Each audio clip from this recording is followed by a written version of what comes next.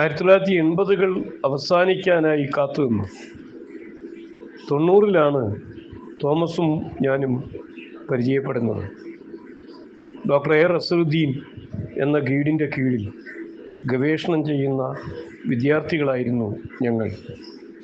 35 വർഷമായി അതേ ഗൈഡിനെയും ഒപ്പം കൂട്ടി ഞങ്ങൾ തുടരുന്നു. തോമസിൻ്റെ സർവീസിൽ നിന്നുള്ള വിരമിക്കൽ നേരത്ത് കോവിഡ് കാലത്തെ ഇന്ത്യൻ സമൂഹ മനസ്സിനെ ആവിഷ്കരിച്ച തോമസ് കുട്ടിയുടെ പുര വഴി പാട് എന്ന കവിത ചൊല്ലുന്നു.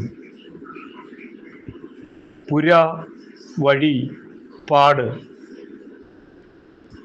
കാലുവെന്തു നടക്കുന്നു ഇന്ത്യ,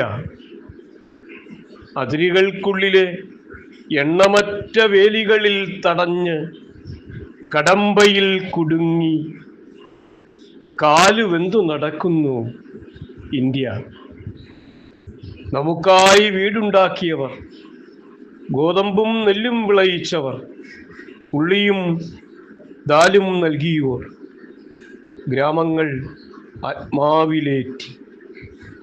നമുക്കായി വീടുണ്ടാക്കിയവർ, ഗോതമ്പും നെല്ലും വിളയിച്ചവർ, ഉള്ളിയും ദാലും നൽകിയോർ, ഗ്രാമങ്ങൾ ആത്മാവിലേറ്റി.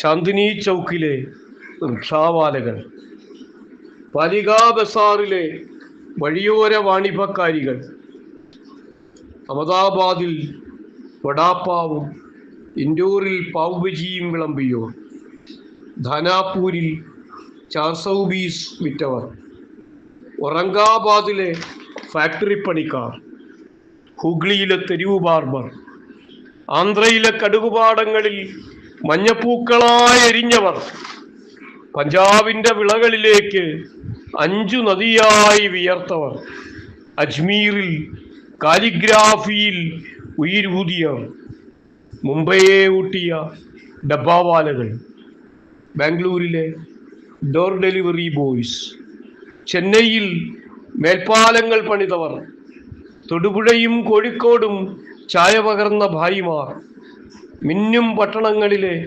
തീട്ടക്കുഴികൾ വെടിപ്പാക്കിയോർ, ദൈവങ്ങളെ സ്വന്തം ചോര കൊണ്ട് നിറം പിടിപ്പിച്ച ജിപ്സികൾ, കമാനങ്ങൾക്കും എടുപ്പുകൾക്കും നട്ടല്ലായവർ, ഭാരതത്തെ ഇന്ത്യയാക്കിയവർ, ഹൈവേകളിലും റെയിലുകളിലും അരഞ്ഞു തീരാനായി കാലികളെപ്പോലെ നടന്നിട്ടും നാൽക്കാലിയേക്കാൾ വിലകെട്ടവർ, അവർ പടുത്ത AC ചത്തുരങ്ങളിലെ ഇടനാഴികളിൽ നിസ്സംഗമൂക ഭാഷ മരണനൃത്തമാടുമ്പോൾ അവരുണ്ടാക്കിയ ട്രെയിനുകളിൽ കയറാനാകാതെ, കയറിയാലും കൂലി കൊടുക്കാനില്ലാതെ ആട്ടിയോടിക്കപ്പെട്ടിരിക്കുന്നു.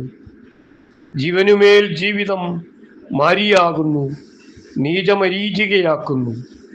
ഗാവോർമ്മയുടെ ബാബുൽ തണുപ്പിൽ കാട്ടരുവിയെ തൊട്ട് അമ്മയെ തോളിൽ കെട്ടി ടാറിലൊട്ടി തോലുരിഞ്ഞ് ഉരഞ്ഞ് ആടിയാടി പതറുന്നു നെഞ്ചു പൊട്ടും വിശ്വാസം.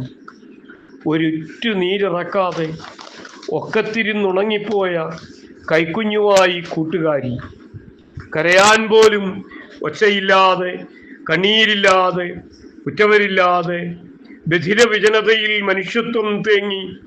രോഗമല്ല, രോഗഭീതിയല്ല, ജാതിയോ മതമോ ദേശമോ ഭാഷയോ അല്ല, വിശപ്പും ഭാവിയുമാണ് ചുട്ടുപൊള്ളിക്കുന്നത്.